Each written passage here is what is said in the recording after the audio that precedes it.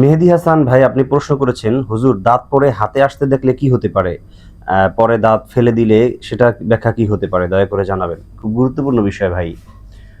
স্বপ্নে যদি কেউ দেখে যে তার দাঁত পড়ে গেছে এবং সেই দাঁতটা তার হাতে চলে এসেছে, তাহলে সেটার ব্যাখ্যা কি হতে পারে? দেখুন, এই বিষয়গুলো নিয়ে আমরা ইতিপূর্বে আলোচনা করেছি। তারপরে বরংবার যেহেতু প্রশ্ন আসতেছে, সেগুলো ভিডিও বার্তার মাধ্যমে ইনশাল্লাহ আমরা উত্তর দেওয়ার চেষ্টা করব, যাতে করে এ ধরনের স্বপ্ন যারা দেখছেন সমসাময়িক তাদের যেন উত্তরটা একই ভিডিওর মাধ্যমে হয়ে যায়। দর্শক, বিষয়গুলো নিয়ে বিস্তারিত কথা বলার পূর্বে আপনাদের কাছে ছোট্ট একটি নিবেদন থাকবে।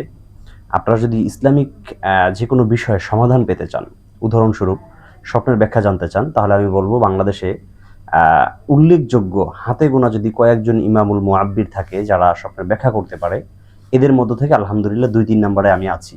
তো আমার কাছ থেকে আপনি স্বপ্নের ব্যাখ্যা জানতে পারেন নির্ভরযোগ্য সূত্রে। যেহেতু আপনারা জানেন আমরা কোরআন এবং সুন্নাহ থেকে সরাসরি এই বিশ্লেষণগুলো করে থাকি। দ্বিতীয় নম্বর বিষয়ে আসি। আপনি যদি কোনো মাসআলা মাসাইল জানতে চান, তাহলে সেটাও আমার কাছ থেকে আপনি নির্ভরযোগ্যভাবে জানতে পারবেন। এর কারণ হলো আমি একজন মুফতি এবং আমি সাধারণ কোনো ইফতা বিভাগ থেকে 1 বছরের শর্ট কোর্সে এভাবে কোনো ইফতা পড়িনি।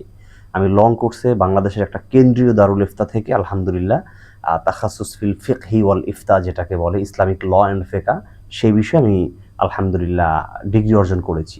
তো আপনি আমার কাছ থেকে নির্দ্বিধায় মাসআলাও জানতে পারেন। এরপরে আসেন, জীবন সংশ্লিষ্ট যে কোনো মাসআলা হোক, প্রশ্নের উত্তর হোক, ইসলামিক কুইজ হোক, অথবা আপনার কোনো বিষয়ে একটা আমল দরকার, সে বিষয়ে আপনি আমার কাছ থেকে সমাধান নিতে পারবেন। আলহামদুলিল্লাহ এই সকল বিষয়ের সমন্বয়ে আমাদের চ্যানেল ভিডিও দেওয়া হয়ে থাকে। আপনাদের যদি প্রয়োজন পড়ে ইনশাল্লাহ দেখে নেবেন এবং অবশ্যই চ্যানেলটি সাবস্ক্রাইব করে পেজটি ফলো দিয়ে রাখবেন।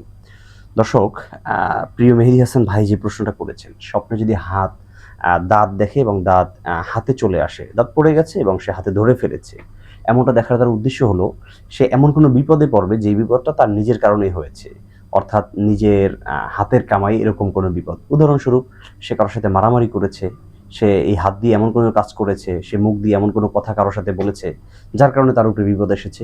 অর্থাৎ নিজের কারণে নিজের উপরে, নিজের পায়ে যেমন কুড়াল মারা বলে, ঠিক তেমনিভাবে নিজের কারণে কোনো বিপদ ডেকে আনলে সেই সময় মানুষ পূর্বাভাস হিসেবে স্বপ্ন দেখে যে তার দাঁত পড়ে যাচ্ছে এবং তার দাঁতটি হাতে চলে এসেছে।